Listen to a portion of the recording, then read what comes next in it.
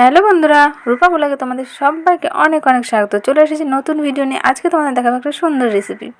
আজকে তোমাদের দেখাবো লাউ পাতায় ডিম পাতুরি। দেখো, এদিকে আমি 5টা ডিম নিয়ে সেদ্ধ বসিয়ে দিয়েছি আর লাউ পাতাগুলোকে সুন্দর করে বেছে নিয়েছি। আর এখানে দেখো মশলার জন্য নিয়ে নিয়েছি সর্ষে, পোস্ত, পেঁয়াজ আর কাঁচা লঙ্কা। আর হ্যাঁ, আমি কিন্তু পেঁয়াজটা তেলে হালকা করে একটু ভাজা করে নিয়েছি। তারপরে চলো মশলাটা করে নিই। মশলা আমার রেডি। আর এখানে ডিমগুলো কিন্তু আমি ছাড়িয়ে সুন্দর করে কেটে নিয়েছি। আর লাউ পাতাগুলোকে নুন জলে, গরম জলে ভালো করে ধুয়ে নিয়েছি। চলো এবার দেখাই মশলাটাকে রেডি করি। মশলায় দিলাম নুন, হলুদ আর দিয়ে দেবো কিছুটা কাঁচা সর্ষের তেল। এবার আমি এই তিনটাকে খুব সুন্দর করে মিশিয়ে নেব, মেখে মেখে। এবার একটা ডিম নিয়ে নিচ্ছি, নিয়ে মশলাটা দিয়ে সুন্দর করে ডিমটাকে মাখিয়ে নিচ্ছি। ডিমকে পুরো ঢেকে দেবো মশলা দিয়ে। এবার লাউ পাতার উপর রেখে লাউ পাতা দিয়ে সুন্দর করে ডিমটাকে মুড়ে নিচ্ছি। মুড়ে নিয়ে সুতো দিয়ে আমি এটাকে বেঁধে দেবো। সুতো দিয়ে খুব সুন্দর করে বেঁধে দেবো, যাতে এটা যখন আমি ভাজবো তখন যাতে মশলাটা বেরিয়ে না যায়।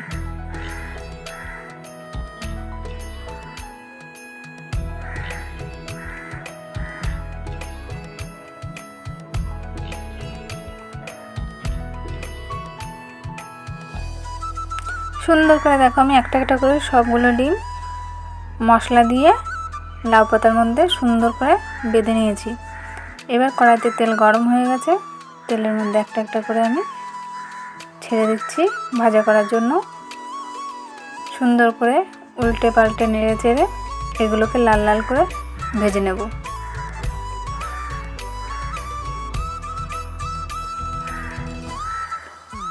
খুব সহজ রেসিপি, বাড়িতে একবার ট্রাই করো, খেতে কিন্তু দারুণ টেস্ট।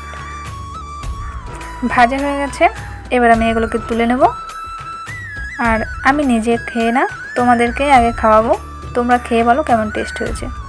খুলছি, দেখো দেখতে কেমন হয়েছে।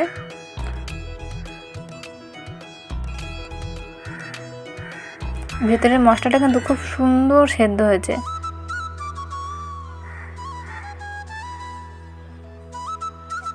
দেখো দেখতে কত সুন্দর লাগছে।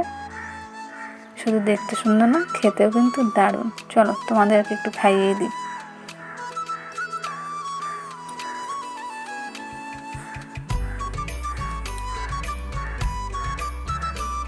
নাও, হা করো হা করো, হা করো হা করো হা করো।